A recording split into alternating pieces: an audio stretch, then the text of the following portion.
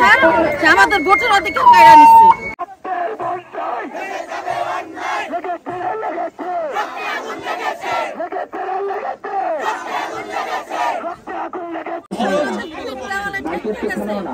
আর আমরা ঘরে বসে থাকতে চাই না, আমরা সবাই বাইরে আসছি।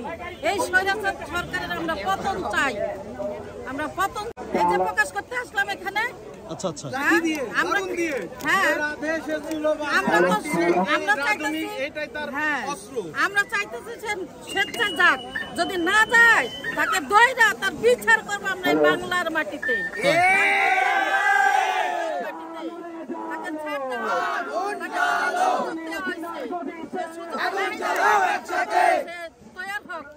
আমাদের সাথে যুদ্ধ করার জন্য আমি একজন স্বাধীনতা যুদ্ধের সময় আমার বাবা পিছন দিয়ে বাইরে গেছে, আমার বাবা মারা গেছে, আমার চাচা মারা গেছে। আপনি একজন মুক্তিযোদ্ধা পরিবারের সন্তান? হ্যাঁ, আমরা মুক্তিযোদ্ধা পরিবারে।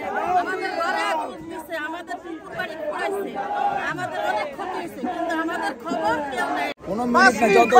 এখন যত দ্রুত সে নামো কেন, আমাদের এতগুলো ছেলেকে সে মারলো, তার কথার কারণে আজকে এই যুদ্ধটা লাগছে। একমাত্র তার ওই সে মানুষকে রাজাকার বলছে, কথায় কথায় সে সবাইকে রাজাকার বলে। হ্যাঁ, সবাই কি রাজাকার ছিল? আর যা করে সে মুক্তিযোদ্ধা সার্টিফিকেট দিচ্ছে, কয়জন মুক্তিযোদ্ধা খুঁজে বাইর করে সব হচ্ছে রাজাকার গুলো যায় তার সাথে তাল মিলেছে। হ্যাঁ, রাজাকারের গর্জে হাত দিলে রাজাকার করে মুক্তিযোদ্ধা সার্টিফিকেট দিয়া আমরা রক্তের বিনিময়ে স্বাধীনতা ভোগ করে আরেকজনে। আর আজকে আমরা না খেয়ে ঘরে ঘরে মরতেছি। আমি বলছি আমরা মারাঠা বর্গীরে তাড়াইছে এই দেশ থেকে, ব্রিটিশ তাড়াইছে এই দেশ থেকে, পাকিস্তানি হানাদারকে তাড়াইছে এই দেশ থেকে, নব্বই স্বৈরাচার তাড়াইছি আমরা। এখন কি আমরা 24 এই স্বৈরাচার তাড়াইতে পারবো না? এই ভোট স্বৈরাচার আমাদের ভোটের অধিকার কাড়া নিচ্ছে।